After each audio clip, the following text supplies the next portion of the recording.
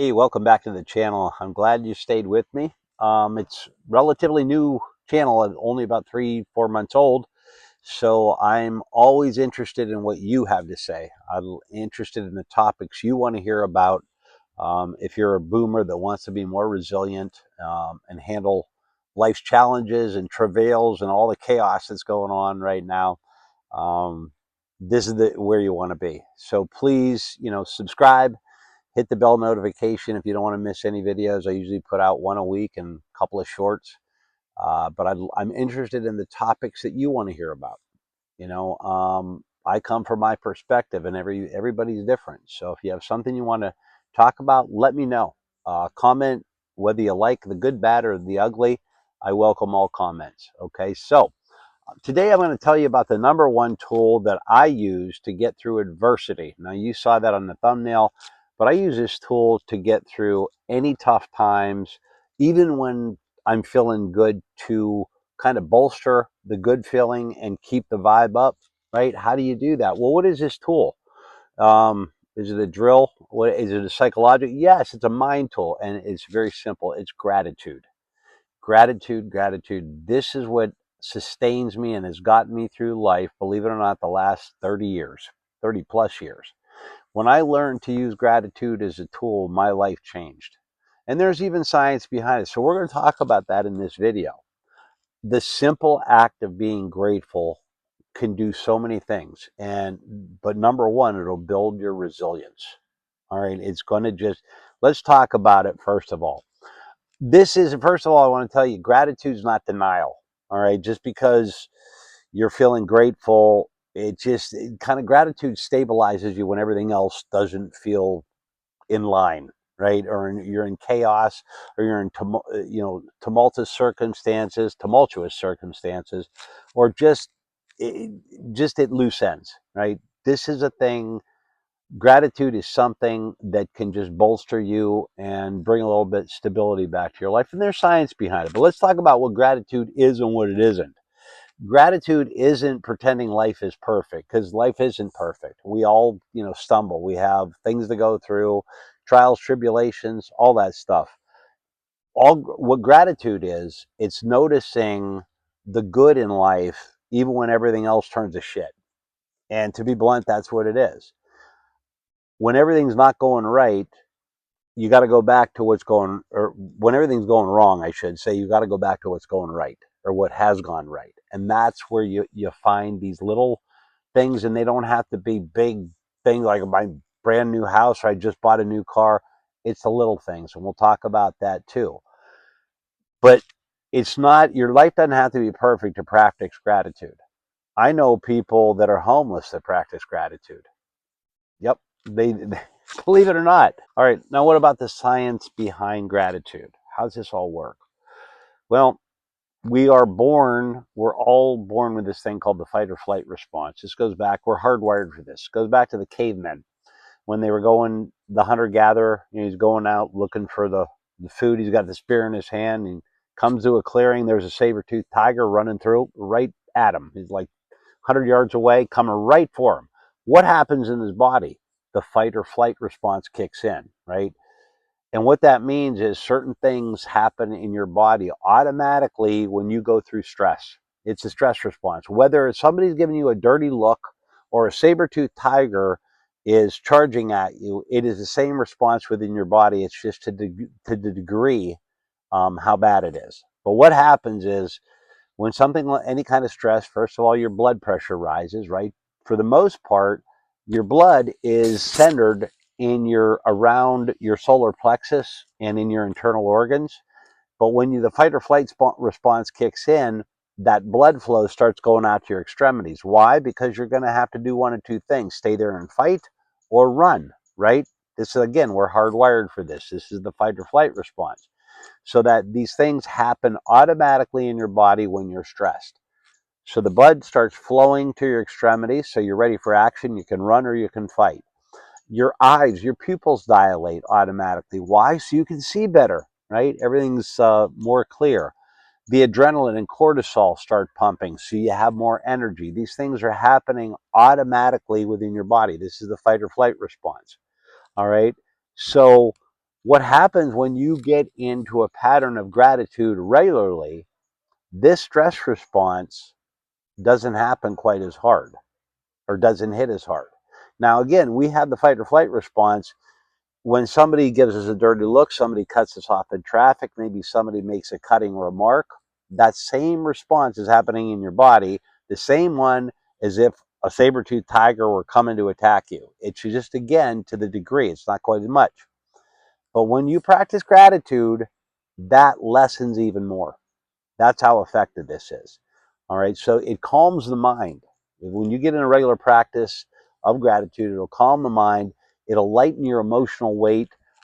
It creates space for clarity and strength and perspective. And that's what we all need, because I don't know about you, but when I get stressed, I start getting muddled, and I get muddled up here, which is not good. So gratitude does this. There's science behind it. It'll calm you down and allow you to be a little bit more resourceful in these times.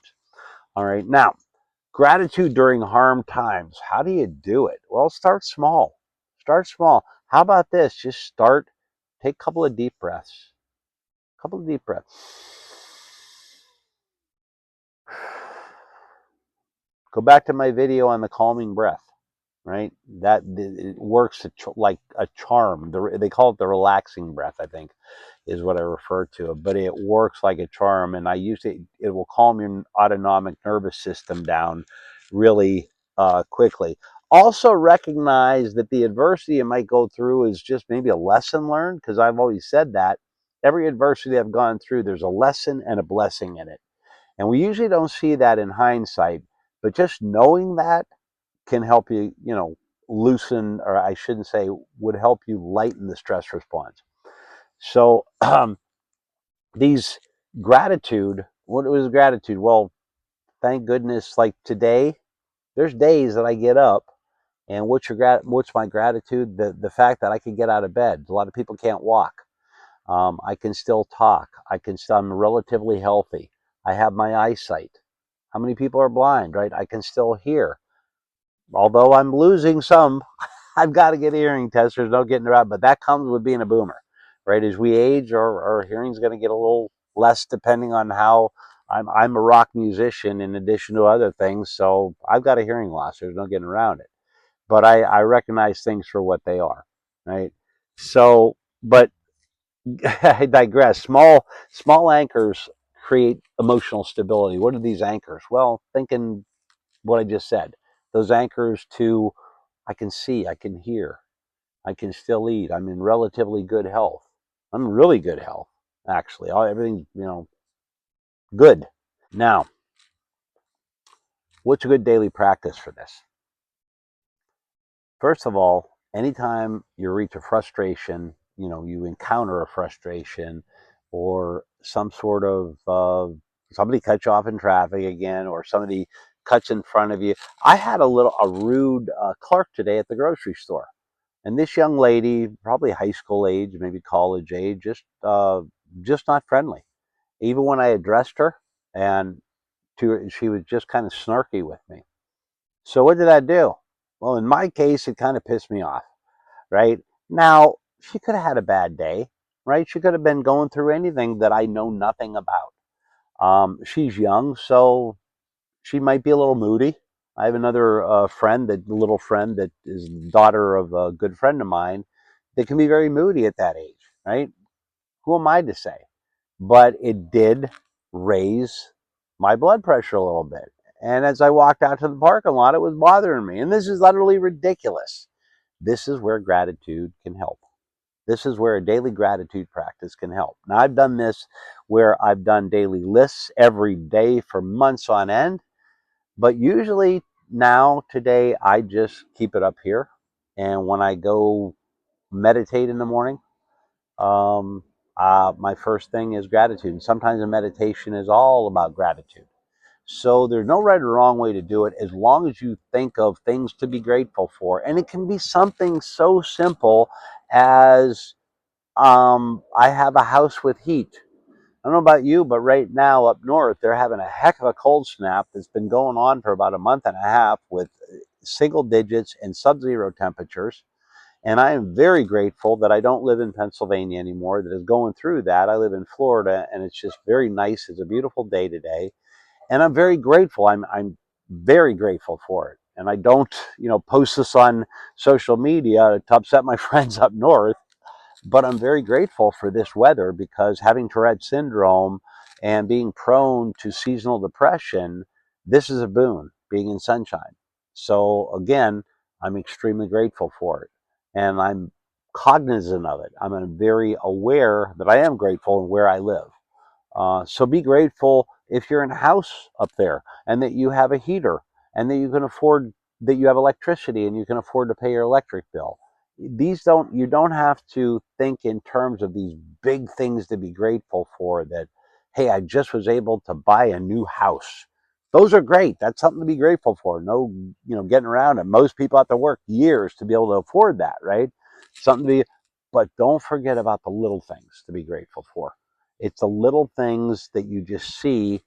Hey, it's wintertime here. I haven't had to mow the lawn for like a month, right?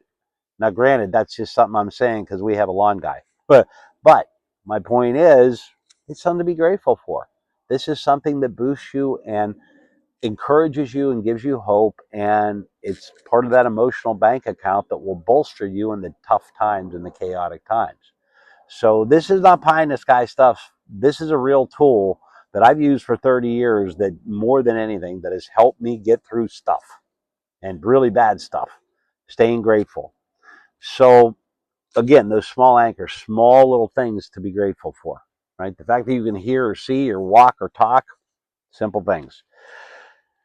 Gratitude shows you that not everything's lost.